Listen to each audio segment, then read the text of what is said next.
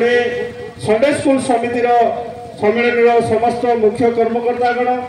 एवं उद्योग समिति सम्मेलन समस्त मुख्य कर्मकर्तागण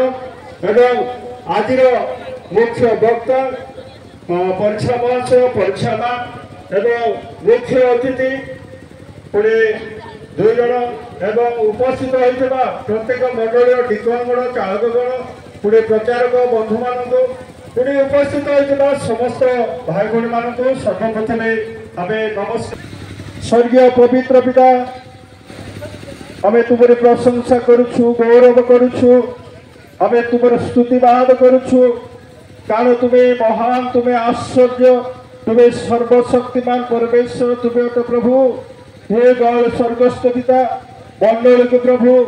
4 वर्ष 7 मास 4 दिन आम मैंने पालक विहीन अवस्था थिलु प्रभु